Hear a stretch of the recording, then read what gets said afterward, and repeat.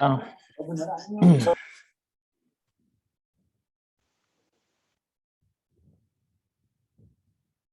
Halo, selamat datang teman-teman. Welcome everyone. We have 123 participants today for today's meeting, and let us see some of the participants here. Maybe I will check some of the participants. I guess hello everyone. I can see some of the participants from our Sustainable Tourism Internship Program, and we can also see some lecturer and some students coming from different universities. But we also have some officials from Dinas Pariwisata somewhere here. Maybe let me check. Okay, yeah. And so thank you very much for coming to today's event. And it's actually, we will discuss about the future trends of tourism. And maybe before we start, I would like to call Pak Gilang Ahmad Fauzi as the CEO of Travelxism to explain about Travelxism first. And also then we proceed to our discussions on the future trends of tourism. Pak Gilang, the time is yours. Okay, so good evening, good afternoon in Indonesia, good morning from London. Yeah, Matt is in London, and good morning also from Scotland, because I'm in Scotland at the moment. So first, I would like to say thank you very much for everyone who is attending this webinar on the future trends of tourism, and thank you very much, Matt, who is willing to be the speaker for today. And also we would like to welcome everyone as well from different universities, for everyone who is also joining us through the Sustainable Tourism Internship Program. So we would like to welcome 60 students who are doing the internship program in Travelxism through the MBKM program, yeah, so Magang Merdeka program. And then, yeah, this is the first batch. I'd like to probably describe a bit later. And welcome to all the officials from the government, from the Indonesian Ministry of Tourism and Creative Economy, from the Tourism Board, from our partner of Travelxism, particularly Borobudur Authority Board. I think from Borobudur Authority Board has already attended, yeah, Pak Angin, if you are here. And welcome to all university lecturers, university members and students as well in this webinar. As Ibu Desi mentioned, yeah, of course, my name is Gilang Fauzi, and I'm the CEO and founder of Travelxism.com. Probably I'd like to ask for the permissions to say about us, about Travelxism, about what we are actually doing here in Travelxism.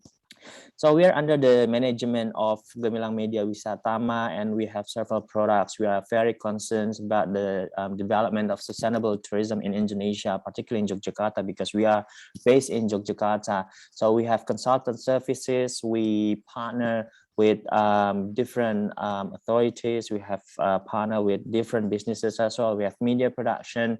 We have sustainable tour packages, and also we have the virtual tour. So these are four services that we have at the moment in Travelxism. In consultant services, we provide trainings and workshops for based on what you need, based on the destination's need. We are actually building the capacity of human resources in tourism destinations through workshops and trainings that we provide. We partner with the government, we partner with the Indonesian Ministry of Tourism and Creative Economy. We partner with the Tourism Board in different regions, in Yogyakarta and also in Indonesia, and also in the province. Yeah, we are now currently in partnership with the Tourism Board or Dinas Pariwisata from the province of Yogyakarta. And so we provide trainings based on with the topic of based on what the destinations need as well. And the media productions, we kind of actually help the destinations to promote the destination through promotional videos, video profile, animation video, online marketing, and media publishing. And these are we're also targeting some universities to kind of like have the promotion. So we kind of like make the video promotions and also the animation video explainer. And then we have the sustainable tour packages. We partner with different institutions. We partner with the private tour and travel, conference tour, study tour, and company gathering as well. We have several partners with MICE events as well. So we are based in Yogyakarta. We are doing the sustainable tour packages in Yogyakarta and also the surrounding. And in virtual tour, we also have, we have virtual tour products here. We partner with different institutions in Indonesia and also abroad. We have a partnership with different hosts from different countries, not only in Indonesia, but also abroad. So we are doing virtual tour live on destinations in Indonesia and the other countries as well. We are certified. So our members, our staff in Travelxism has a certification in national level and also international level, particularly in tourism and also in sustainable tourism. And we are also welcoming 60 students from all over Indonesia who are joining us in Sustainable Tourism Internship Program in Yogyakarta. So we have 60 students who are doing the internship for the whole semester, for 1 semester, and then the credit can be converted into 20 credit or 20 SKS, or 20 credits in 1 semester through the Magang Merdeka program from MBKM, from Dirjen Dikti. And then it's a paid internship program. You've got incentive, and then we divide these 60 students into 3 different programs: community-based tourism, digitalizations, and also junior researcher. So there's research, there's digitalization project, and also the community-based tourism. We are doing different projects, and sometimes the projects also combine between those 3 programs. We are also proposing for batch 2 for next semester. So everyone, probably all the students who are interested in doing the internship program through Magang Merdeka program from MBKM, you can actually you can actually apply through the MBKM platform on their website, and you can find Travelxism, and we will post the programs that we are opening. This semester we are having 60, and then in batch 2 we are going to have 100. So we increase the numbers of students for this internship program, where we're going to be doing the whole program related to community-based tourism, sustainable tourism program, digitalization, and also the research. And we are also adding another team into the IT program, because we are going to do another digitalization project as well. This webinar is actually as a part of the program that we are doing at the moment called the DIFA Travelx. So it's kind of like a program funded by the Australian Alumni Grant Scheme for doing, it's kind of like a project, and then we are doing a DIFA Travelx projects to empower people with physical disability through virtual tools and experience. There are several phases, and this week is they are doing we just started this DIFA Travelx project in partnership between Travelxism and also DIFA Bike. DIFA Bike, a local community in Yogyakarta that runs a motorbike, where all the drivers, where all the riders are people from people with physical disability. So we empower them as well. We partner and create the program called DIFA Travelx to empower them, to make them independent, to make them agile, particularly in tourism sectors through virtual tools.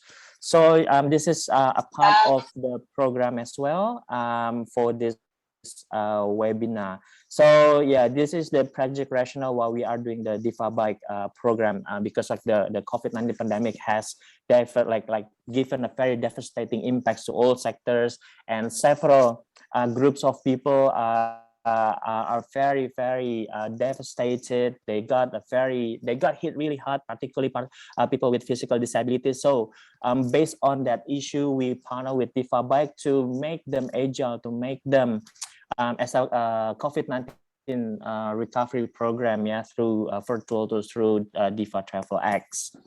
And also one more announcement that we are opening for respondent for you to help us for Travelxism to get more impact, wider impact to sustainable tourism goals, sustainable tourism development in Indonesia by, if you can actually scan this or make like a screenshot, and then you can scan it later and fill up the poll for us as a survey, for us to make a greater impact to sustainable tourism developments in Indonesia in Travelxism. Yeah, so you can participate in this poll, you can participate in this survey, and we've got rewards, 25,000 for e-money that will be transferred for 100 lucky people who are joining us here as well.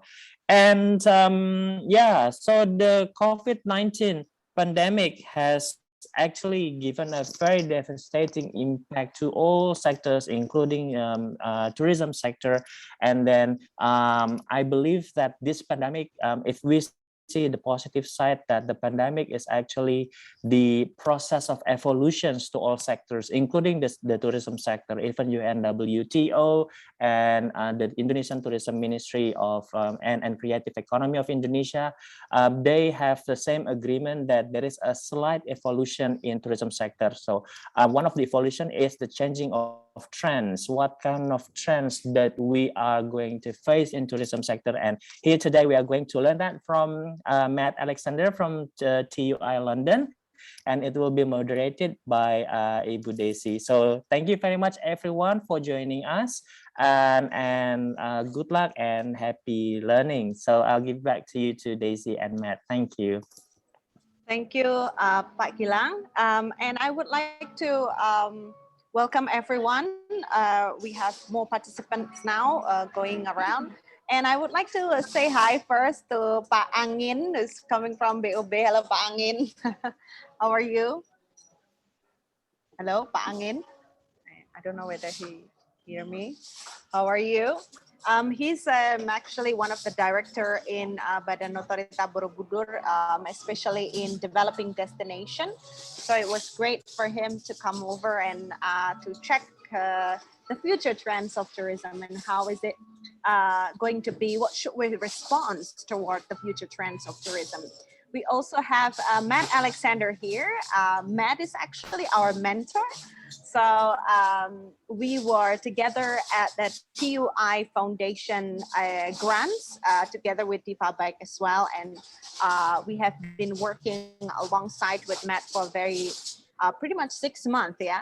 And it's very intensive and very personal work that we did. TUI in itself is one of a big company in Europe and also in the UK, who's working on sustainable tourism, developing destination, developing tour for tourists in the European and UK area.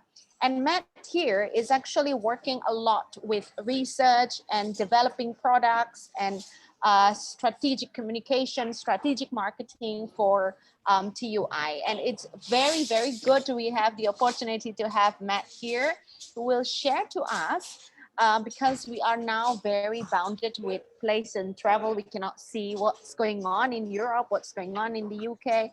And Matt is willing to share with us what is actually the future trends of this market and the future trends of, especially for Indonesian, the international market. Yeah, so hello, Matt, how are you? Hey, good morning, good afternoon. Very well, thank you. And thank you for inviting me here today. It's a great honor to help share some insights, some knowledge, which I hope will be useful, and share some experience that we have from TUI, and also bringing in some maybe other global trends that we've done in kind of our day-to-day research again, hopefully to share these and you'll find them useful for today's session. So thank you for the invitation. Thank you so much, Matt. So yeah, I would like to give the time and place for you to share your perspective on future trends of tourism. And it's very good if we can all hear as a participant coming from government officials or students, academia, as well as maybe NGO and people who concerned with tourism and what's the future look like, to actually just jump into question if you have any in the chat box, and we're going to read it if you want, and then we will have a question and answer session at the end as well. So Matt, time and place is yours. Thank you very much. Can I just check the slides are showing okay? Yeah, it's showing okay. Perfect, great, thank you. So just to kind of introduce myself a little bit further, as I already said, my name's Matt Alexander. I'm one of the Senior Product Development and Implementation Managers for TUI. I've spent 15 years with TUI. I originally started with the company and went out overseas, only to do 6 months working in the sun, and 6 months turned into, well, 15 years. So I spent around 7 years working overseas in different destinations. So managing the resort operations, working in hotels, managing the teams. So really kind of very much customer service based on the front line, delivering kind of the holiday experiences to our customers. That was a great experience, really face-to-face, understanding what customers' needs were, understanding kind of hotel operations and kind of resort and travel and tourism. I then came back to the UK, which is where I'm based, in around 2012. And from there, I started working on, I guess, a more strategic role. So looking at our development of our hotel brands, our hotel concepts, managing the day-to-day, working with hotels and destinations, and really looking at keeping our products updated and fresh, and making sure that we were delivering great experiences for our guests. I was very much focused on, first of all, the UK market, before then moving into a senior role when TUI merged all of its individual businesses into TUI Group. And then from there, I was looking after the product development for all markets. So I worked for TUI UK previously. We have TUI Germany, our TUI Nordic business, Belgium, Netherlands, France. So this was really, again, having more of a global insight and working for different market needs to deliver the products. I moved from kind of hotels and resorts into our multi-day tours business, and was responsible for rolling out a new multi-day tours concept and product for all of our markets. So that really expanded my knowledge, working with lots of different destinations, Indonesia being one of them, with our DMC or destination management company based there, to again make sure that what our guests were delivering and experiencing really connected them to the destination, and making sure again we were delivering great experiences. So my roles always looked at how we develop products, and part of that has of course been looking at trends and insights, because customers' opinions, customers' expectations do change as things and time progresses, and as a business we need to make sure that we have products which are meeting those changes and those different segments or different trends that are coming through. So as part of my day-to-day, we've always looked at trends, both internally, analysing our own customer feedback and scores and where we have opportunities or where we need to maybe make improvements. But I think what's also important is looking outside into some of the global trends, so outside your immediate business area, to see what other trends are out there and how you can maybe pull them in and adapt them to fit your particular business. So hopefully what I want to do today is to give a bit of an introduction, give you some insight into TUI's outlook on trends, especially during and after the pandemic. And I think that's a key one, is a lot of trends have maybe changed, or what I would say is maybe accelerated, that maybe they were there to begin with, but with the pandemic happening, some of these trends have actually now been accelerated because of the pandemic. So to have a look at some of the impact of that. Also just take a little view outside of TUI and look at some global trends and some of the global research and insight companies that I've used in order to check where we are and check what is happening outside our world of TUI. Look at how that impacts on the customer journey, and then we'll finish with some close and questions. And I think it was great, earlier on in the presentation, we're looking at some of the projects that is already being developed, how some of that relates to some of these trends as well. And you'll hopefully see where some of these themes come through and actually match some of the projects that are already in scope. So I wanted to start, as I said, with looking at TUI's kind of future focus, and we looked at 6 trends kind of during and after the pandemic. And a few of the key ones here were missed holidays, people really missing the holidays that they were going on, looking at alternative style holidays, a real big focus on businesses and us having trust and really focusing on health and safety, looking at how travel technology has really been accelerated, looking at the conscious travel and what people's expectations are now when they are traveling and the impact that they have, and also around being flexible and people needing that flexibility, because as we've seen from the pandemic, anything can be quite uncertain. And so having that flexibility is something that people are looking for with the different products that they're looking to buy. Of course, what I will be doing this through is the lens of travel and tourism, and particularly from my environment is the holidays experiences.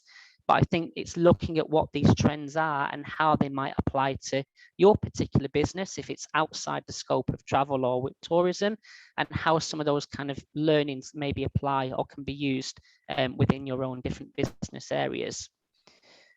So first of all, looking at kind of missed holidays and the impact there that COVID-19 have. So people, when it comes to missed holidays, people will always desire and will think more about things they can't have if they've been taken away from them. And that's certainly what we saw with holidays. So you'll see on the left, we've got kind of the main trends that we were looking at. And then across the top there, some kind of wider or global mega trends that we see across the global arena. And missed holidays is really what we see as a short-term impact because of the pandemic, that people couldn't go away. But what that created was a lot of built-up demand. The demand is there, and we can see from bookings, even from our own bookings recently, that as travel restrictions are lifted, people want to get away and get out and enjoy that freedom to travel that they may have taken granted previously. I think with that missed travel, what this does create for us is there is actually opportunities here for premium products, as people are also wanting and looking to treat themselves after so long of not being able to travel. And we found that people, although they haven't always necessarily been working, sometimes they've been able to save a little bit more. And so people want to, now they have the ability to travel, is get out there and really enjoy an experience. And what we've seen is that people, because they haven't been able to travel for so long, are in some cases willing to pay a bit more premium in order to make it a really great experience. So although they haven't been able to travel, what we are seeing is that there might be more opportunities, certainly within the short and mid-term, to look at having those premium experiences, or maybe add-ons, or that little bit more luxury, because they haven't been able to have this for such a long time. At the same time, and on the other end of the market, there will also be those people and those consumers who are still very budget conscious after being out of work or not being able to work. And so for them, they'll be looking more for value for money. And again, value doesn't necessarily have to mean the cheapest. Value can mean different things, making sure things are covered, everything's taken care of, that they're not spending so much time having to do everything is taken care of. So I think depending on which area of the market you're looking at, whether it's more kind of budget or for value or for more kind of premium end, I think now is the real time to make sure that we are inspiring people. For TUI, we've just put out our new brand campaign as well, because people are looking now to really go back to travel and experience these different destinations. With all the travel restrictions being lifted, this is the time to really get your content out there, really inspire people to book, because they are ready, the demand is there. It's how you can attract them through your marketing, through your content, through inspirational, through social media, to really capture that interest and really inspire people to come to your destination or to look at your product. So really making sure that that marketing is there and that socials, because now is the time to do that, where people are getting ready and are already starting to travel again as more destinations open up. When we look at alternative accommodation, firstly, this was quite big when we look at the domestic market. So we saw a lot of people actually now staying within and discovering their own countries. Certainly, if I take my experience from the UK, last year I went to different places in the UK that I'd never been before because I would always go overseas. And actually, as a business, we saw a lot of opportunities for what we would call our overland opportunities. So I think within kind of the hospitality, the travel and tourism, we saw a bigger piece of that domestic market. And I think this will start to maybe, balance out a little bit as people can start to travel overseas again. But I think what it has done is really opened up people's eyes to exploring their own destination. And I think that will still be there for a few years as people have really kind of connected to their home countries, looking at exploring places they may never have been to before. Types of holidays as well has always been kind of something we've looked at. I mean, we work very much in a package holiday, but what we've seen is things like river cruising, and we've just launched recently a new river cruises product. There's been lots of things on the TVs here, lots of promotion around even rail travel. So I think the way people travel as well is changing, and I think it's always great to look at different opportunities for how people can travel different. Even with accommodation, a lot more focus now on people looking for different types of accommodation. So whether that was in domestic, we're looking at more glamping or more eco-friendly or eco-lodges, etc. I think there's lots of opportunities and actually interest there for people to look at how and what types of holidays that they do take. And I think we've also seen that has again come from the result of the pandemic is kind of the workcation.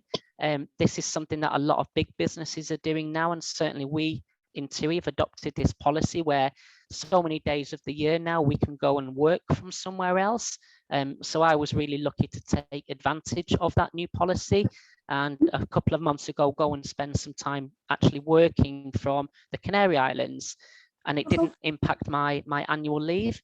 So I think as businesses adapt to new ways of working, it also creates new opportunities to offer different products. So things like these workation packages is just one example that we can see that I think will be a growing trend as well. And again, you can see, I won't go through all of these, but just some examples of how within TUI we've expanded the portfolio for different types, for different holiday types. So as a result, of the pandemic, businesses need to be able to adapt and diversify in order to meet changing needs, requirements, and trends. So I think for us, this just highlights the importance of having a continuous review process. Really look at what it is you offer and always ask yourself those questions. Is it still relevant? What are competitors doing? What feedback are you getting from your guests? And are there gaps or opportunities for attracting new business, and also looking at different consumer segments or customer profiles? And I think that's something that as any business, and certainly within our business in being a holiday provider and looking at travel, is things do change constantly, and you can't just sit back and have necessarily the same product all the time. You've got to have that continuous review, look at where you have opportunities, listen to your customers' feedback, and look at ways that you might be able to attract a different type of profile of guest or customer that you might have had before. And also look at ways in which you can diversify or change your product offering if things and times and trends are changing.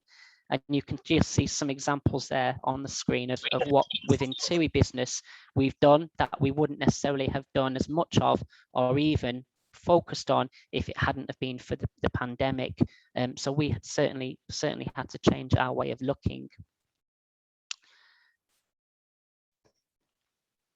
Now, with us, we did launch, as I mentioned, a new brand campaign, and I'll just see to show you a short clip if this works. So fingers crossed with technology. So just bear with me a second and we'll see if this plays or not. But again, just what I want to do is highlight again how with TUI, we have gone through an initial brand, and really what brand change and what that is the aim to do there is really showcase the variety that we have. We've always been good at attracting our package holiday customers who what we would call typically the sun and beach style holiday, But now we have such a different breadth and variety of experiences and types of holidays to offer that we needed to really let people know this. And this is part of what our new brand campaign is about, in really showing people hopefully what we can do within TUI.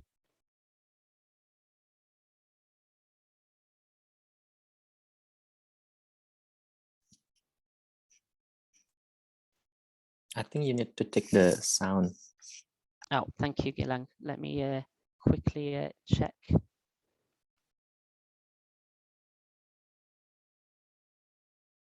I'll see if this plays again. If not, I'll come back to it at the end.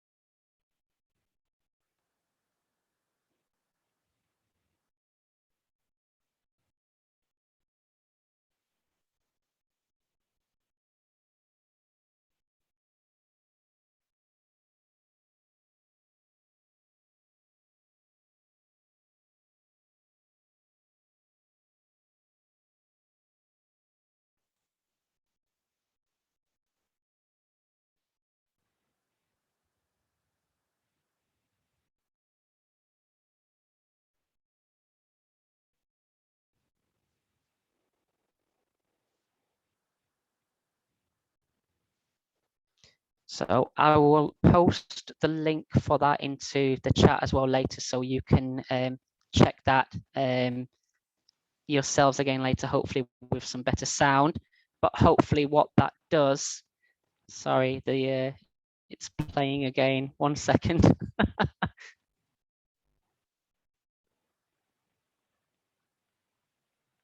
Oh, bear with me 1 second.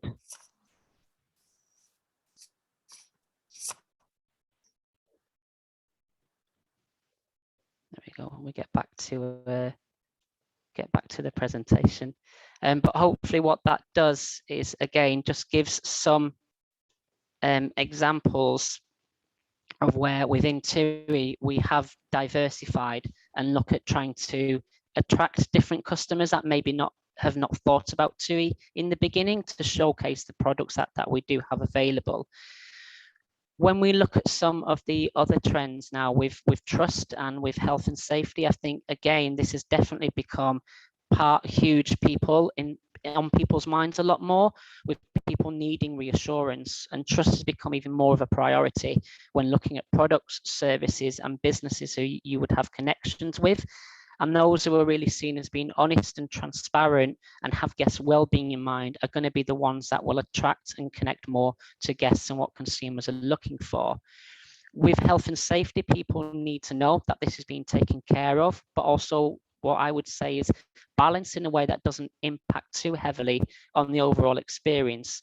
So for us, people definitely want to make sure that health and safety is being taken care of when they're on holiday, but they still want to feel like they are on holiday and not staying in like a hospital clinic. So I think it's that balance, and I think we'll definitely still see mid and long-term impacts with health and safety, and making sure that customers have trust in what is being delivered, and that their well-being is definitely being taken care of. So I think that's something we see, although in the short term, we saw a lot more kind of restrictions with masks and everything like that. I think we still see that mid and long term, there will still be a focus on caring for people's well-being and making sure that, you know, health and safety is taken care of. When we look at something like travel tech acceleration, I think advances and adoptions of technology has increased dramatically during the pandemic. Yes. I think your slide hasn't changed. Oh. Are you? Yeah. The last slide that is changed is setting the course for the future, 6 travel trends. Oh, okay. Yeah, Let me double check. Thank you, Desi.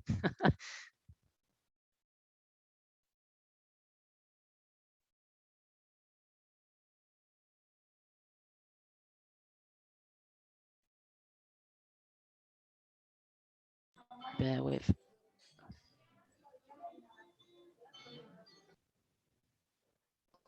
Still in the same slide. Okay, let me stop sharing and come out again. I think just with the video.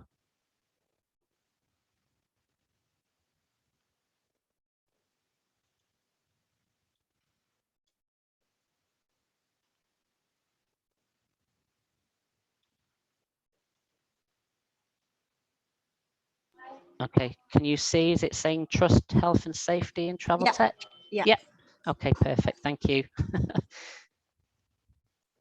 Okay, so we'll just get back there. As I've said, with travel tech, then, as we've said, adoptions, and due to the pandemic, a lot of advances have been made in this area, and particularly maybe a lot quicker than it would have been without the pandemic. Certainly within TUI, our acceleration has been greater because we've had the opportunity and because we've needed to look at how we interact with our customers differently without kind of the reliance on having those physical interactions there. So, you know, looking at digital solutions that support the customer's journey is definitely going to be a long-standing trend as well. Making sure that journey is seamless, looking at, you know, how we can personalize and having a lot of automation where it makes sense. And I think this, you know, can really be true across lots of different business sectors of really how, you know, technology can support processes and make life easier for consumers at different stages or at different touch points throughout their journey. What I would say with this, and something that we've certainly seen, is I think this needs to be balanced with not losing that human touch or interaction, particularly if you're in a service-based industry. People still need and want this, and I think technology should be there absolutely 100% to support, you know, support those journeys, support those interactions, you know, build up relationship with customers, be able to ask and find data easily, have a really great booking system, which it makes it easy for payments or for searching, really great web and content. But what I think that needs to do is then allow the teams to have more meaningful and impactful interactions with customers. I think because people have been so used to doing everything digitally, actually having that human interaction and that connection with someone can also now be a differentiating factor, especially when it's service or experience orientated. So certainly within our side, to give an example, you know, we have really gone for a digital first plus service to our guests in resort. So we have our TUI travel app where, you know, at each stage of the journey, we can provide our guests with lots of information. When they're in destination, they can message. We have a lot of AI connectivity with that. So if guests are looking at their pickup times or their transfers, etc., our AI will pick that up and they will get responses, you know, almost immediately, which is a really great time saving. But what we're also seeing, and what we've had a lot of feedback through from this, you know, year where we've been able to do some operations, is that customers are still missing that face-to-face, particularly in areas like our airports, where people want that reassurance at the moment because of all the different paperworks or the different policies that need to be done for going back, and forms that need to be completed. And I think people still in this, you know, this period like to see a face and have that connection. So I think for me, technology is something that we have to take a view of in balance, that it is absolutely vital to look at what technology you're using, making sure it's right and helps support your business and supports your customer journey. But don't lose out necessarily on that service. If you are a service-led business and you're looking at having interactions, then I do think there is still value on making sure that you do have that connection with people, whether that is, you know, face-to-face or it's, you know, online, you know, not necessarily losing that human touch, because I think people are still looking for that, especially coming out of a pandemic, and it does make a difference to this type of service that you can deliver. And I think that's something we're now looking at. How do we get that balance between being very digital focused and digital led, but still, you know, having that human element and interaction for our guests when they need it. And again, just looking at trust here, more than ever, you know, some statistics from, you know, us, that the trust and health and safety is really being, you know, drivers or key drivers for consumers. So when we look, around there, what were holiday worries for people, health and safety was absolutely at the top there. Interesting things like environmental impact is still there, but showing quite low down. And I think before the pandemic, we probably would have seen these the other way around, where people maybe not have been so concerned about health and safety before the pandemic happened, or travel bans all getting stuck just because it wasn't necessarily there. So I think we have seen a bit of a switch around, that actually at the moment still that kind of focus on health and safety is still quite important.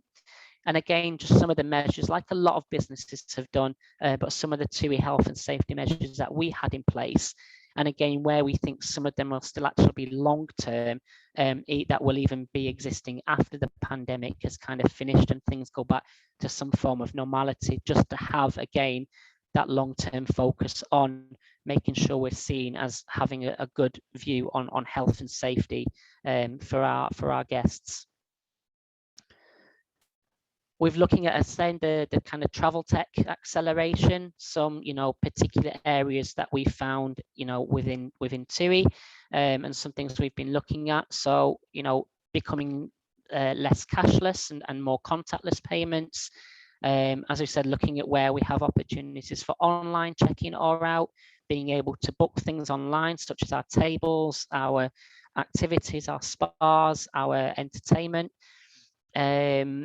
Again, with digital ordering of food and drinks as well. And I think we've definitely seen this happen, certainly in the UK, where a lot of food now, things were being ordered to tables via apps, rather than kind of the usual face-to-face service. I think some of that might still stay around, because I think in some ways it stopped people having to queue at the bars and people can bring things to the table service.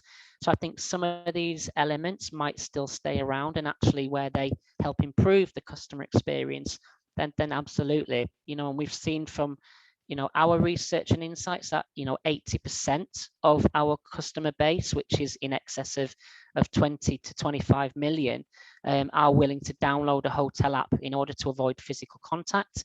And 51% of TUI markets there agree accommodation will need to use the latest technology in order to make travelers feel safe. So it's still in mindset, and I think some of these will be adapted and carried through into some of the longer term trends as well. When we look now at kind of conscious travel, I think what we talk about here is people are more aware of the impact they can have when traveling. And I definitely think there's an increased focus on sustainability. And this will still be a very much long-term trend. I think we saw this, quite a lot building up before the pandemic. I think if we're honest, it has probably taken maybe a lesser focus, while the more focus has been on health and safety over the recent year. But I think what we will start to see is a renewed focus on this particular area, and people wanting to connect more with destinations, what experiences are offered, and being more aware of the impact and looking to support the local communities and destinations that they travel in. I think from a perspective we look at within travel, this is where any local projects, initiatives or businesses should be promoted to kind of fill that need, and guests want to feel like they are able to give back in some way. So I think something like this, Gillian gave an example earlier on with the collaboration with Differ Bikes, and I think something like this and promoting something like this is really of great appeal to people coming in, certainly from the European markets at the moment, where they can see projects which are really helping support that local community and those local businesses and destination. So I think if anybody out there has these or is aware of these, look at how you can really get these promoted. It's really about the connection which needs to come through. So what is the storytelling, and the promotion of the products, and then how that is delivered into something which guests or customers can engage with.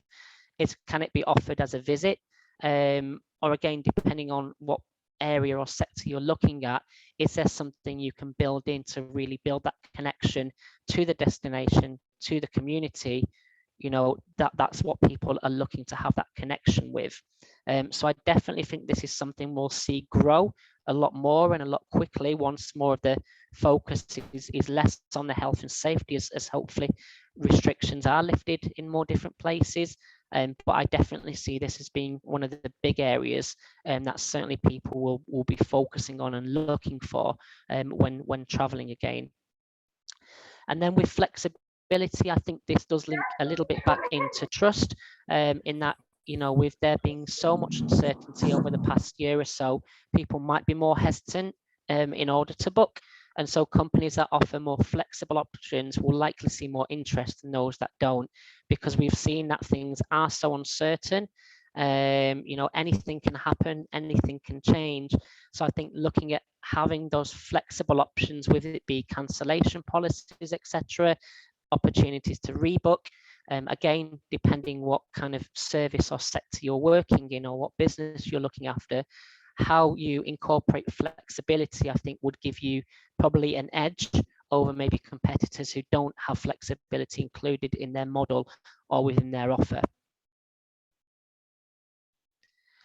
And again, just some views here, what we found from our internal research, with customers' view on kind of sustainability on rebuilding travel. You can see that, you know, there is a slight increase there on percentage of people who want holidays that have a positive impact on economy and the people in destination. We saw that go up, you know, before the pandemic.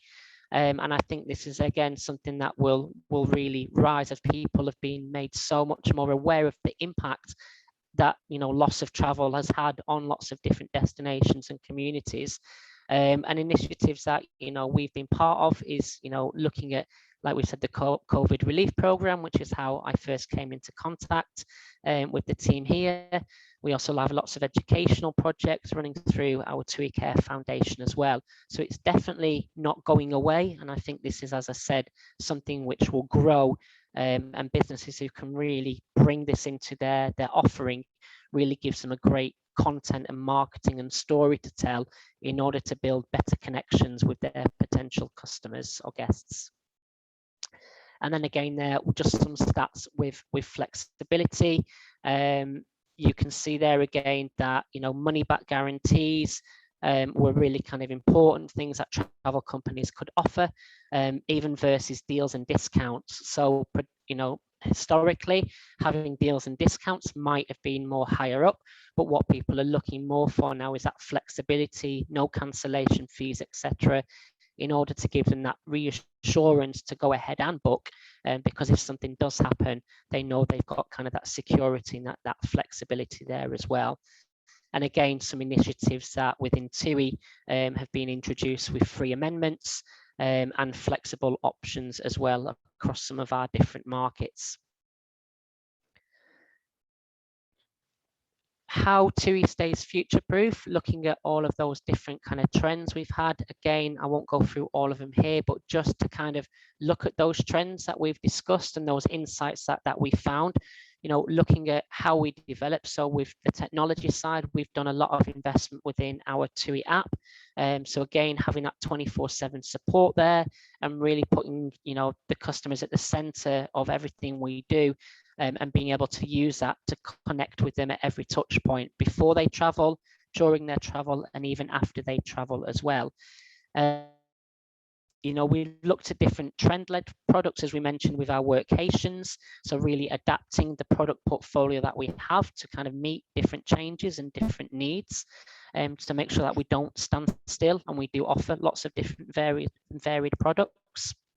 And again, looking at really having that omni-channel service as well, by combining that digital and human touch, which again, I said earlier on, is for me, it's about having that overall balance. So they were some of the kind of TUI trends. What I wanted to do is just give a second view on some of the global trend drivers that we've seen. As I said, part of my role has always been, you know, looking at how we develop products, but doing it in the right way. And for me, it's also looking outside of TUI, outside of our own business, and seeing what some of the global trends are as well. So one of the, you know, big companies I've used before is Mental, and they are a global research and insights business. They do a lot of work and produce, you know, thousands of reports on global trends that work across all all the different sectors and different industries. And these are core influences on consumer behaviour.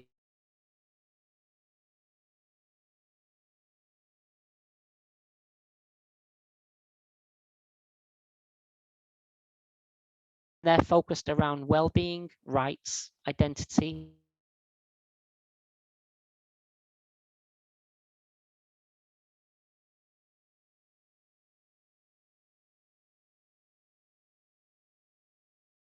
applicable to the environment we work in.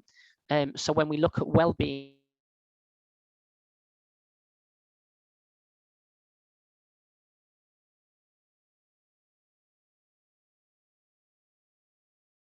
seen come through from the pandemic, and we've seen a bigger focus on, and I think that these are going to be trends that we see helping develop the different types of products that we can offer our guests and consumers in the future. There's always been, a focus on physical fitness, and with hotels offering things like gyms, active classes, etc. I think what we'll see now is, a more holistic view when it comes to well-being, and it's no longer just looking at physical health, but focusing on mind, body, and soul. And consumers are looking for new and innovative experiences within that well-being sector. So I think depending what business or area you're working in, if you have opportunities for looking at well-being, then I think this is definitely something we'll see, and we'll see a growing trend and requirement for, and something that we're looking at already within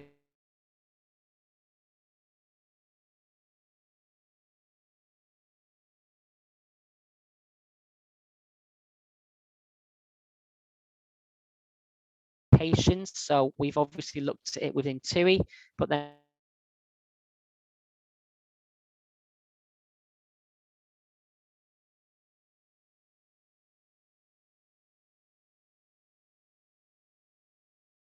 a high percentage of people overall surveyed who would be willing to look at, and potentially, depending on your area of business, looking at what facilities you have to be able to facilitate that, making sure there's great Wi-Fi connection, looking at the facilities you have that people might need when they are working, and then having that time they can switch off and really then enjoy that destination and that holiday time as well, and have that balance between both. And I think this is something we, as I said earlier, will see come through a little bit more with the rise of workations and flexible working policies.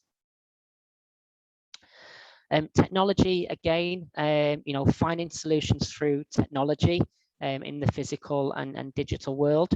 It was driven by necessity. There was an increased need for escapism and digital alternatives where physical contact wasn't possible.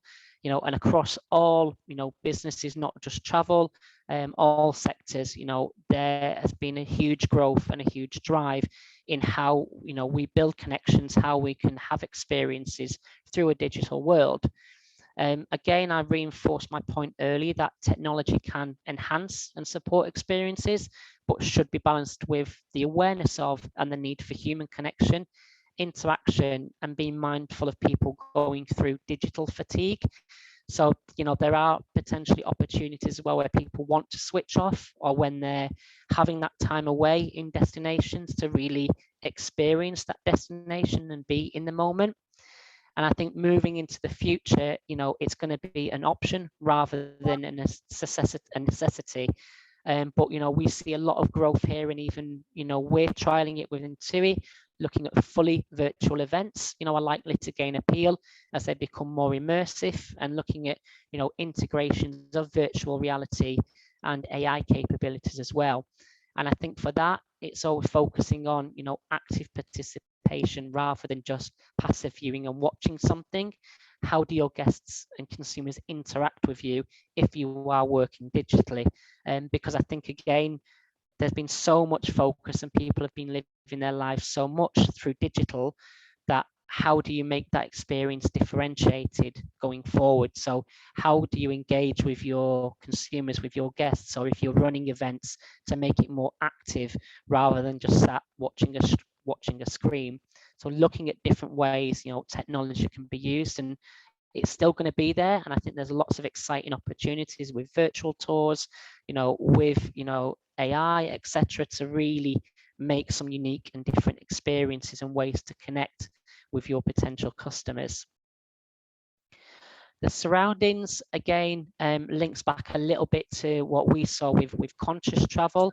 So with climate change, carbon offsetting, and ethical travelers, from 2011 to 2020, the percentage of people who said they were more likely to choose one company over another based on a better environmental record increased from 19% to 38% through one of the ABTA reports. And consumers are agreeing that travel companies should ensure their holidays support local people and economy rose from 51% to 62%. So again, what we found in TUI when I mentioned about the connections and the conscious traveler, actually doing some further research outside of TUI reinforces this point to know that we are definitely on the right track to focus in this area, because we've seen other businesses, organizations, and these, insight companies really validating that point for us as well. And you can see there, which of the following issues do you think travel companies should prioritize more? There for the ethical travelers, reducing carbon emissions, recycling waste, reducing food waste as well. And some of the other statistics you can see further down. So I think there is definitely a focus, as we said here, on people being more conscious of their impact on the environment, people looking at different ways to offset the carbon footprint they have, using maybe different types of vehicles, different types of accommodation. So whatever your products are, whatever your services are, it's, I think, being conscious of how you can link in that sustainability message or, the ethical message, and really connect again to how you support those people within the destinations and local communities. And then finally, what I wanted to look at is, experiences. Experiences is everything. And this is something that I focused a lot on before in my particular roles, is how do you create experiences? And I think doing some additional research, there was a company called Inspire Tech who had some great white papers on customer experience. And here, I completely agree with their statement. That was, in an experiential society, people are looking to invest in moments that inspire and entertain. As time is a scarce resource, we don't want to waste it by waiting in line or looking around for answers to our questions. We want to be served by providers that understand our needs and design customer journeys that feel effortless and fun. And I think that's something that I've learned, and something that I've seen a lot in the products that we develop is, focus on what you want the customer experience to be, and then work backwards to make sure the technology then delivers that. I've seen it done the other way around sometimes before, where people have been, we have to be very technical. They've designed product, they have apps, but then when they go back, it doesn't necessarily actually meet all of the customer needs or work in the right way. So I think what you need to focus on is really, what experience do you want your guests to have? And I always look at the difference between customer service and customer experience. For me, customer service is more a transaction, or it's an interaction that you have. You can be really great and proactive with customer service as well, but it's the service that your teams, your webs, delivers to that particular customer, and whether it's a good service or a bad service. For customer experience, this for me goes deeper. It's more of the emotional connection. It's the values that you stand for and you believe in, and how do you bring that to life? When guests are experiencing your products, what do they see? What do they taste? What do they hear? What do they smell even? It's igniting the senses, and it's really developing experiences that are going to, really create great moments for your customers. And I always say, it's not just what you see or do or deliver or provide, but how you do it. You can have exactly the same thing, but deliver it in a very different way. Sometimes the product itself doesn't change. For an example here, for us in our tours business, we see a lot of the same places that other companies do. The Great Wall of China, the Taj Mahal, some of these iconic places, they don't change. But what we can impact is how our guests experience it. And I think for me, that's always the big thing. When I've worked with different companies before or with our suppliers, is always ask that question. It's not necessarily just what you do, but how you do it, how you deliver it, and think about how you can showcase it or deliver it in a different way. That's going to create moments for your guests that they remember. That's going to build that engagement level with you as a business and a brand. And that ultimately is going to gain loyalty for you as well. Customers want a personalized service, and that has benefits to both the customer and the company. And ultimately, you know, customers want a company to understand their needs and value and make things easy for them. So an experience, whether it's in person, physically or online, needs to be delivering these particular elements. And then I think just, you know, looking at all of those trends and all of those areas, it's really, you know, mapping for me your customer journey in order to inspire, engage, deliver, and retain your guests and business. So, you know, focus on all touch point opportunities and really look at what I would say is that overall end to end. So look at your awareness, you know, look at, as we said earlier on, look at that content, you know, the marketing, whether it's online, you know, word of mouth, you know, emails, how do you appear in social searches, you know, are you easy to find, you know, what do guests say? Are you, can guests find you? What is your reputation? So, you know, the reviews of social media, this is kind of the modern customer journey. The conversion rate of, you know, having done all that great content where you want to inspire, engage, the conversion, which is the purchase point, you know, making sure that's made as easy as possible. Again, whether it's your website, online booking, in app or in a store, face to face, making sure that your salespeople are well trained, your marketing material is there, so you can really get that conversion, you know, in order to turn that into, you know, something that is being purchased. Once it has been purchased, make sure, you know, it's delivered well. Look at that overall experience. What is it that the guests are experiencing, or how you're delivering your product, and then building that advocacy at the end as well. So whether it's any post-purchase feedback, look at what is the expectations versus reality, you know, then social posts, reviews, blogs, word of mouth, in order to keep that retention. I think you have to take a holistic view across the whole of that journey and adapt where needed for different consumers or customer types or target audiences. So you might have that same customer journey, but if you've got different maybe customer types, how do you contact them? You know, if you're looking at Facebook for one group of people, maybe Instagram works better for another, or even LinkedIn for a different target market. So always with that customer journey, bear in mind your different, you know, your different segments or your different market types, because again, that customer journey might need to be adapted in how, again, the how you connect to those different target groups, because it might need to be done slightly differently depending on who you're trying to appeal to, or, you know, the journey for one group or one segment might be slightly different to the other because they have different needs and requirements. Ultimately, they can still get to the end product, but it's how you engage with them and how you inspire and work with them and connect with them, which will ultimately, if you can make it more personal to them, should see more success in getting that conversion, getting those purchases, and building that loyalty and retention rate for you. So applying kind of those trends, those learnings into that customer journey. And that brings us to the end of my update on trends and, you know, building that into managing your customer journey. Thank you. Thank you. Thank you so much, Matt. It's a wonderful, wonderful presentation. And we have the informations on really what's the trends, the number, or why, how much, how big people will be interested to the new concept and the new trends, which is the technology, the well-being, the health and safeties, and also trust, and also the issues of more to how to deliver the quality of a destination rather than just go there and just do the same old business. And I think we can come up with more questions from the audience.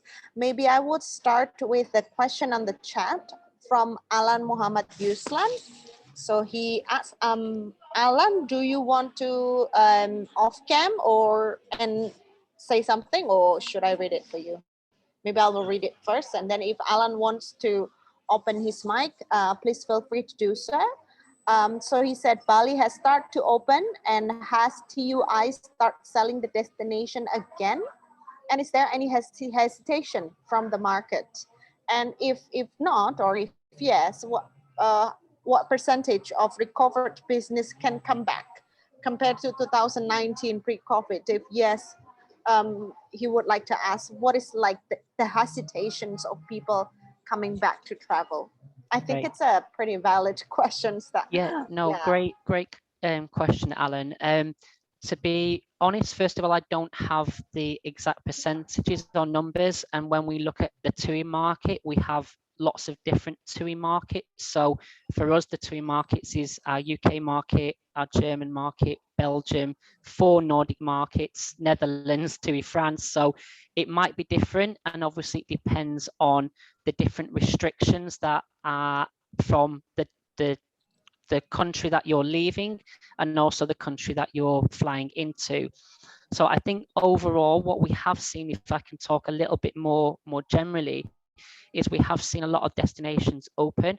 I think first of all, it's been a lot more maybe short term and mid term was this short and mid haul were kind of the first destinations open, with long haul destinations like Bali being a little bit later to come back, because I think there was still hesitancy from consumers around, taking those real longer journeys if there was going to be maybe cancellations, or if something happened while they were in destination, because it's a much longer or complex process to then get back.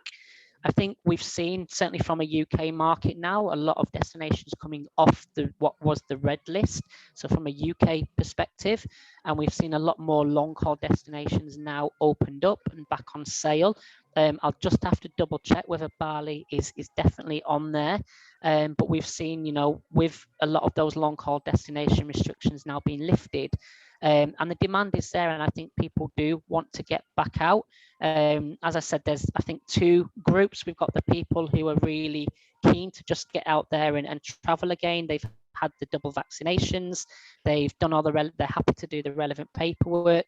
And then I think there's still maybe some which are a bit more hesitant and want to give it a little bit more time before they go back, and especially on some of those long haul trips. So it is coming back. And for some of the other markets, I think we're a little bit quicker, even before the UK market in getting back to travel.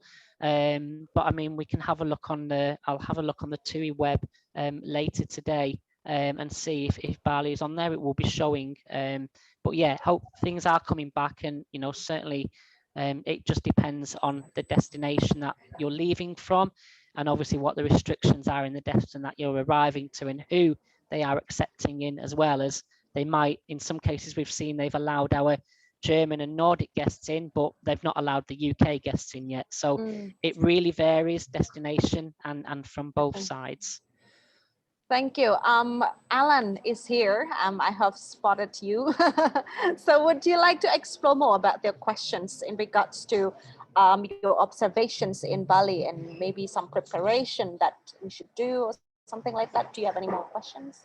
Well, thank you very much, Matt, for the extensive explanation on it. I understand that you might not have for all of your TUI feeder market for Bali itself, but what I understand, because 2 days ago I just came back from Bali, they're actually ready for international arrival. And then the information that I got, the first international flight is coming in, is actually flying in from Singapore. Just want to see like how the European market is actually affecting to this, or maybe if they starting to like inquiries, and also Indonesian market can actually be ready for that. But thank you very much for the answer, man. No problem. You're very welcome. Thank you, Alan. Would you like to tell us your institution, or maybe where you're coming from? Sorry, I'm actually one of the extended students of UPI, but at the moment I'm the general manager of the Mayflower Merit Executive Apartment in Jakarta. Thank you. Thank you so much, Alan, for your questions. And Matt, you have more comments in regards to that? No, I think again, I'm just trying to have a look now to see if we're selling barley from the from the UK. So hopefully by the end, I'll be able to confirm. But yeah, I think the demand is there, and I know certainly across our media now we're promoting a lot of long haul destinations because we're now coming into our winter season. So a lot of the summer destinations and those kind of mid and short haul ones will be shutting down. So there is going to be now, I think, a big focus and promotion on some of our long haul destinations, either side of Europe. So whether it's over to kind of Mexico, Costa Rica, or, over to kind of Indonesia, Thailand way as well, and India. So I think there's definitely a promotion going on because as a business, we need to get that that income in and really promote now our great long haul destinations and experiences that we have to offer, and hopefully that will be the same for other businesses as well. Thank you, Matt. So in regards to what you're trying to explain before, and you also mentioned about the selling, the destination. Hannah here actually has very good questions.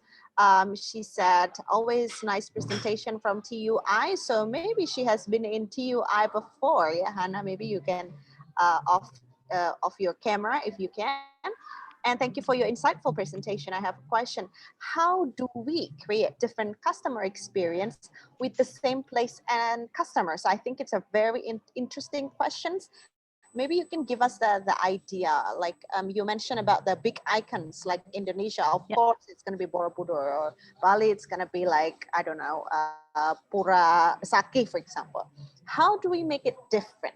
I think it's very good. It's a really, really great question, Hannah. So thank you. And it's something that, I've certainly looked at. And if I take one experience I have when looking at, say, our multi-day tours. So if you are touring around, those great places, how do we make it different for the different customers that you might have? It's really understanding that customer profile and what their needs are. Some of it is listening kind of to the feedback, what interactions you're getting with them.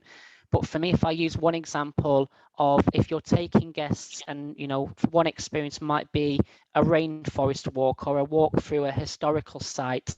Now, if you're doing that maybe with a slightly older, or what we would call our senior service segmentation, what is interesting to them? So they might be more interested in kind of the flora, the fauna, the plants, the trees, the facts, the figures, of the buildings, the history.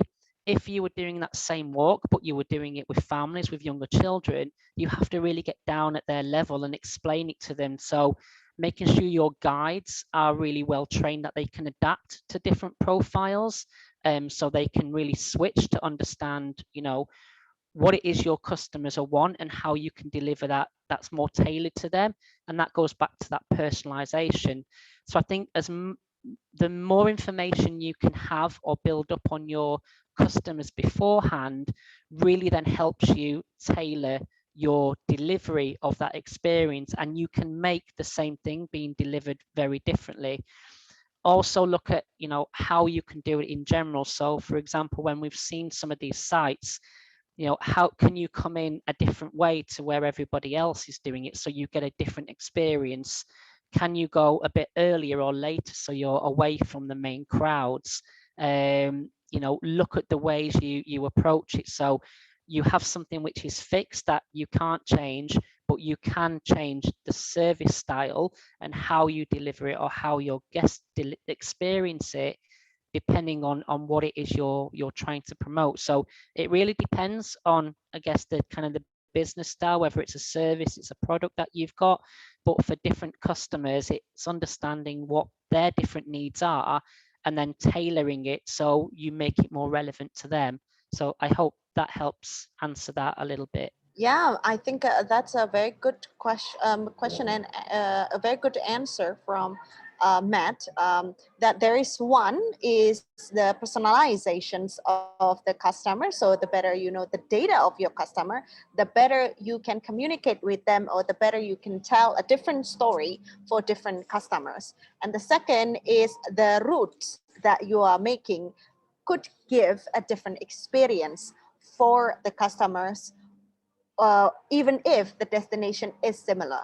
So yeah, there are many different programs as well. For example, going to like Borobudur with a different vehicle, for example, with different hours, for example, and different exposure after going there. So like there's a diversification that we can do actually with two ways of approach that Matt has given example. Is that correct, Matt? Yeah, great. Yeah. Okay, great. So thank you so much, Hannah. I'm sorry I couldn't open the camera. Okay, thank you so much for the answer, Matt. And so no problem. yeah, thank and you. Just very quickly, I can see sure. Bali is on sale even for December this year. So okay, it's on sale. Okay. Yeah. Yay. So I can see so I can see there are holidays being offered from December. So yeah, fingers crossed. Yeah, finger crossed. That's good.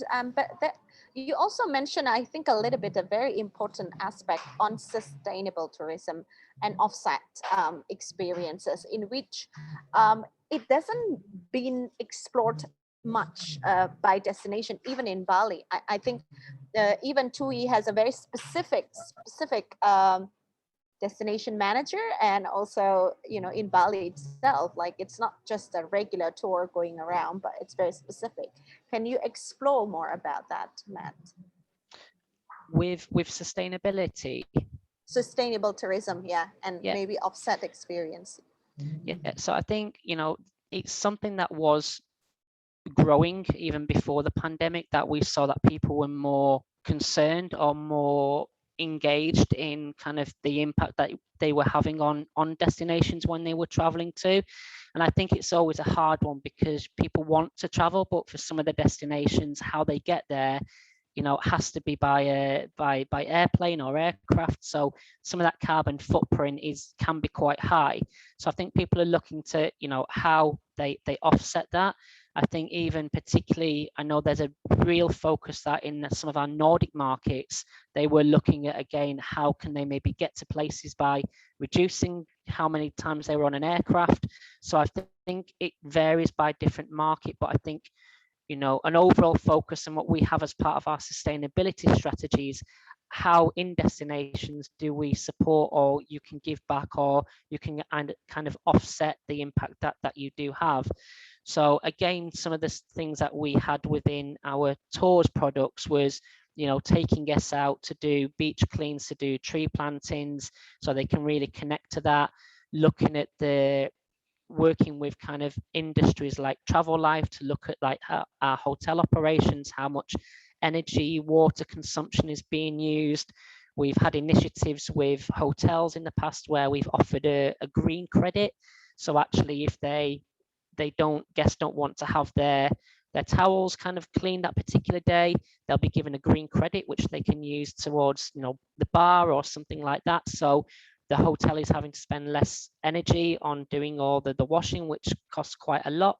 So I think it's really looking, you know, both from an operational side, and also, you know, elements that maybe guests can get involved in, which really support that sustainability. And I think sustainability itself, the term is growing a lot wider than people just think it's being maybe environmentally friendly. I think what we're looking more at now is actually supporting people and communities and economies, as well as just being environmental focus. So I think sustainability itself is a much more broader term now, and you can look at it in different ways. So it's not just physical, it can be people, it can be economical, but I think as an overall, people really want to engage with the destinations that they're visiting and how they can help support that in different ways. So wherever there are opportunities to do so, I always think it's worth promoting that and looking at how that maybe comes across in your content and your marketing and your storytelling, because that will then create a better connection for people, feel that I'm doing something good by traveling to this destination or buying that product or supporting that initiative.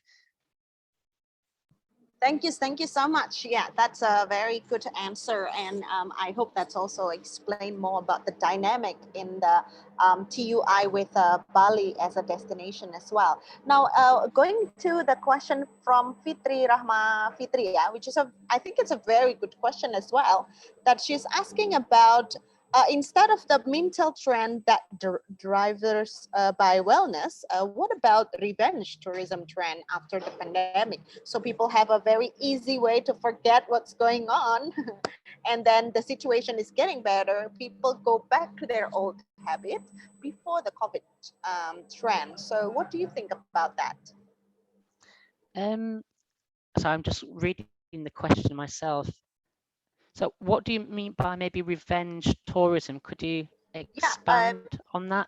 Fitria, do you want to open your mic? Fitri Rahma Fitria, do you want to open your mic? So like people yeah. Oh, okay. I'm so sorry I cannot on cam right now. That's okay. But this is something that we are talking in tourism academic about revenge tourism.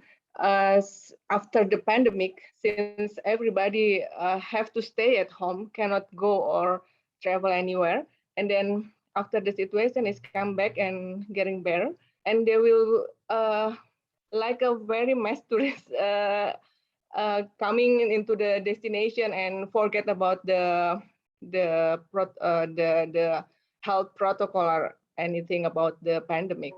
So if you said that after the COVID, the trend will be shifted to a more health and wellness trend, but I think there is also a possibility to be like a revenge tourism after this pandemic.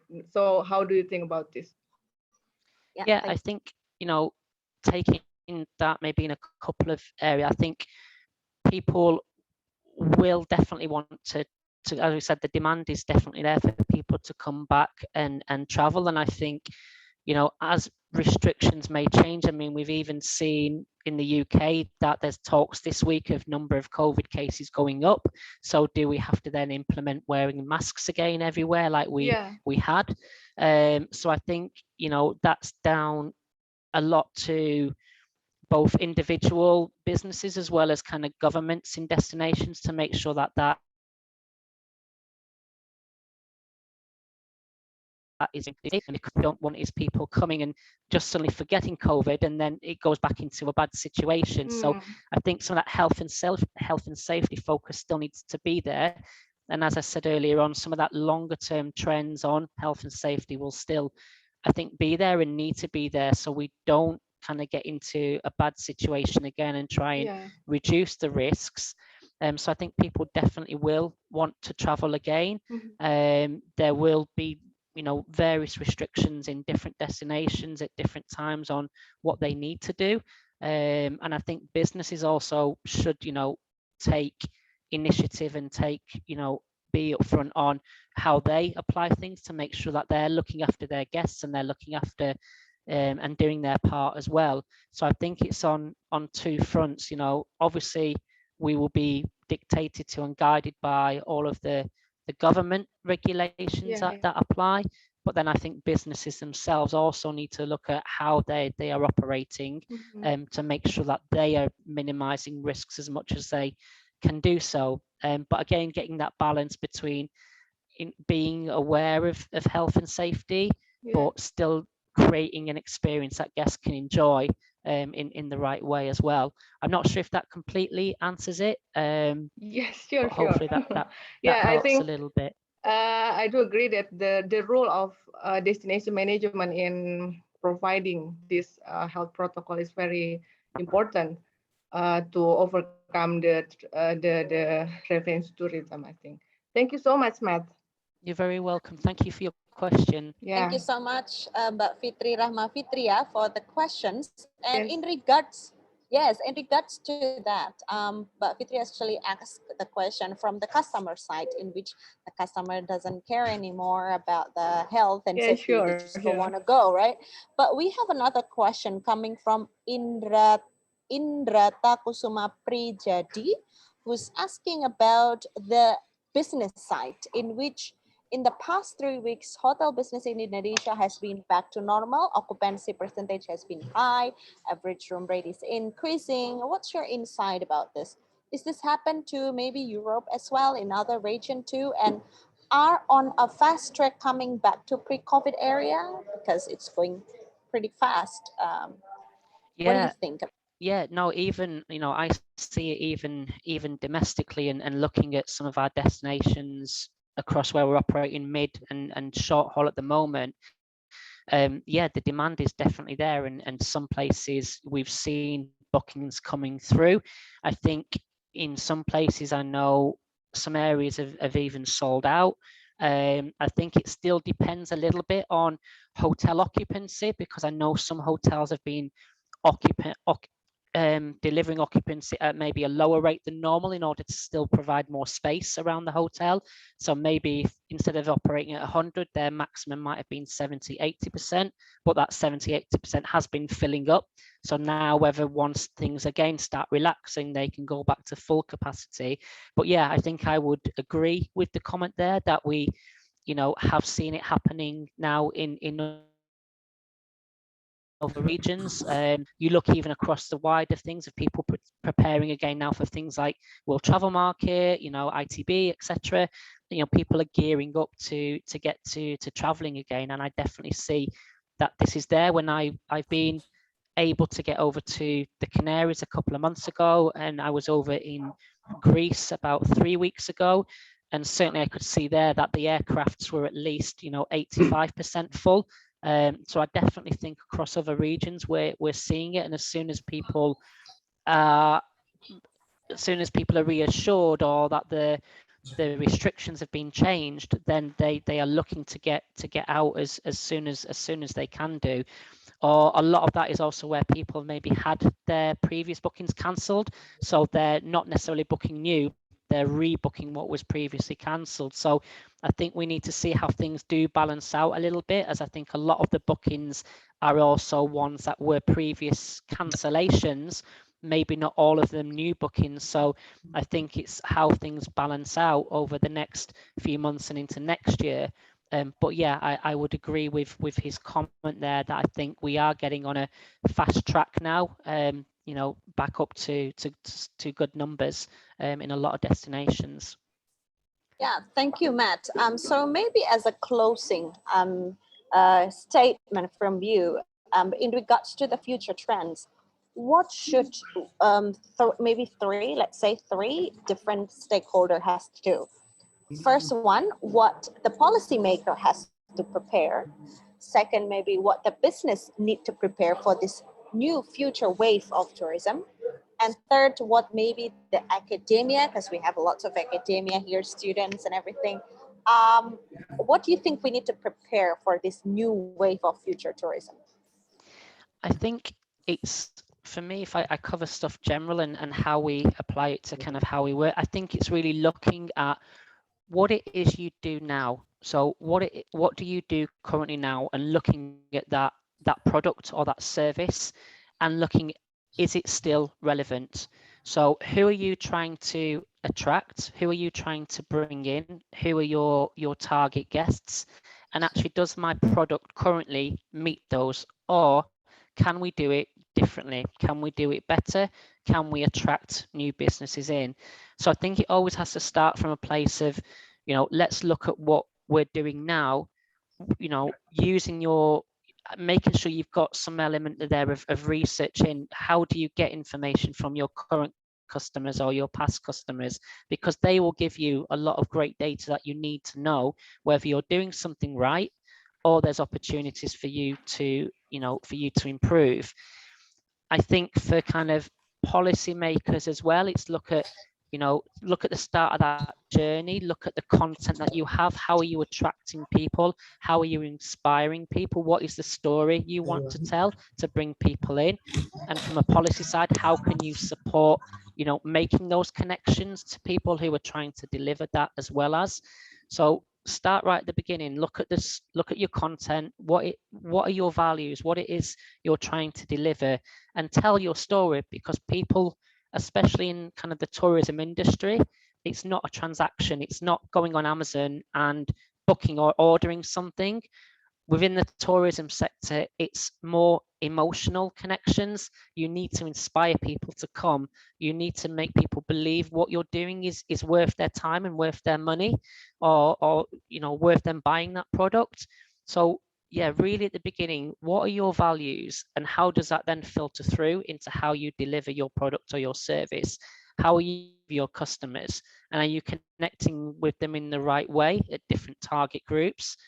And then, you know, look at how that adapts to what your as is. As I said, do you have new opportunities? Do you need to amend things differently? Can we deliver this a different way? Going back to looking at the how and not just what is being delivered. And then, you know, keep an eye on the future, keep looking at things, doing out research. And I think this is where maybe, if you mentioned earlier on about the student side, is, you know, there is no harm in being really creative and just thinking outside the box with everything.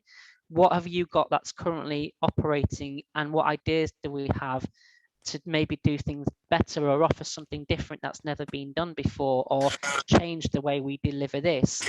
And get creative. You know, there's no harm in having those sessions where, you know, you just get so many ideas down. Are all of them going to be feasible? Maybe not, but it's having an opportunity to facilitate that creative process, have open discussions, connect with different businesses, different organizations, look at collaborations, share that knowledge, share that insight to see what is possible. What can we do collectively as a destination or a region to really bring and attract consumers? And how do we make our products again relevant to what people are looking for now?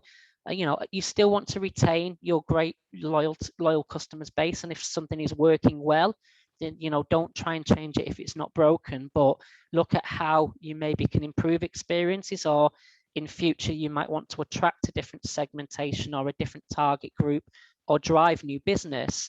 Then look at how you're appealing to those people you're trying to reach, because again, the different customer journeys, as we said, will be different depending on your audiences.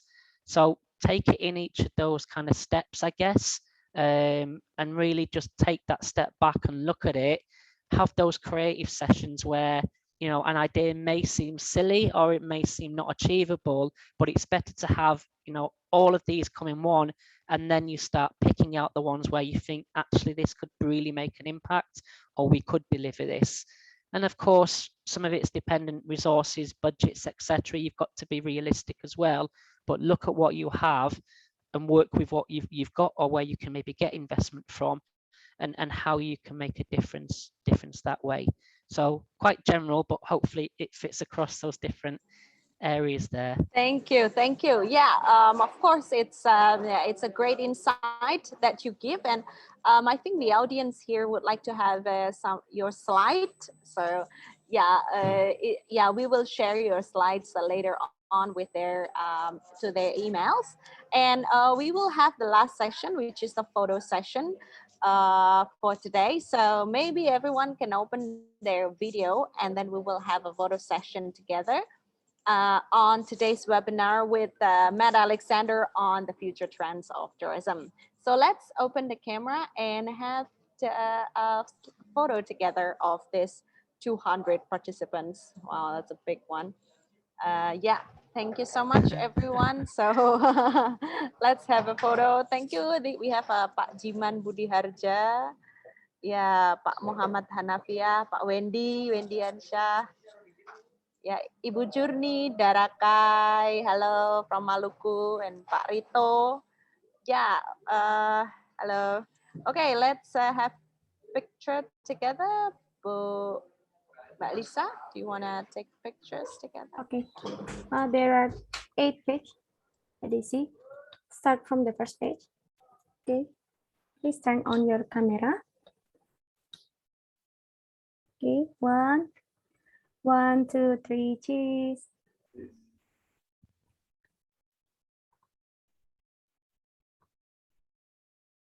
Okay. Next page. 1, 2, 3, cheese.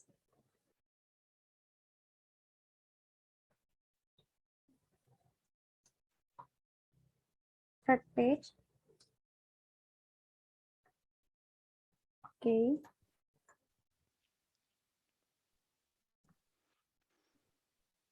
Fourth page.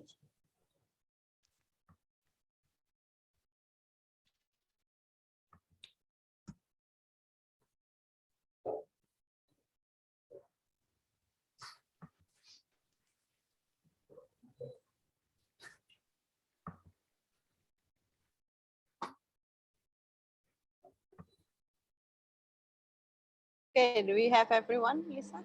With 7th page.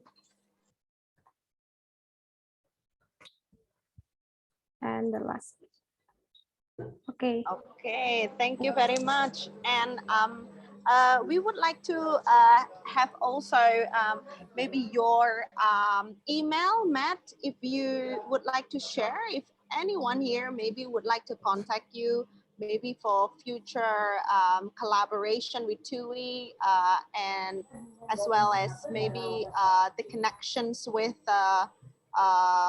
your expertise. Maybe you can share your email in your slide already. Maybe already. I've just put it in the chat. Oh, okay, great. Yeah, so that's Matt's email. So maybe you can contact Matt as well if you would like to. And for those who would like to have more connection with Travelxism, please feel free to do so. We have Pak Muhammad Hanafia from Riau Island. Wow, that's very far from here. Pak Muhammad, are you from Riau now? Currently? Yes. Okay. Yeah. Okay. Great. Thank you so much, everyone. So we would like to close today's webinar, and we hope that you have a good insight on what things you could do better for future tourism and for the new trends that is coming as a post-COVID wave of tourists, especially according to Matt's information, it is coming from the European and also the UK perspective and UK tourists.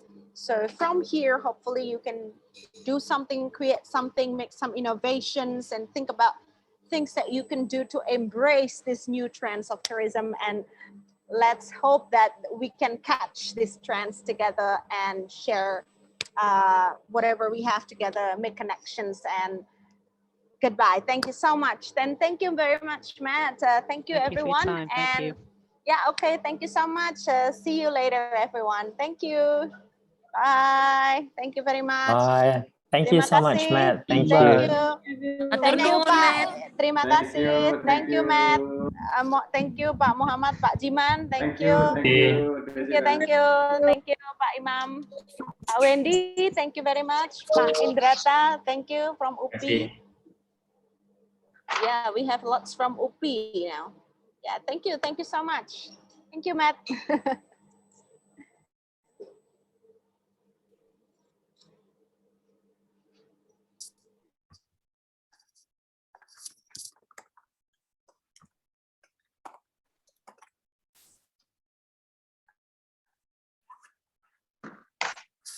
Okay.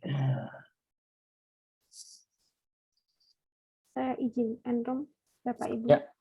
Yeah. Okay. Terima Just kasih. end room, Lisa. Thank you. Thank you, everyone.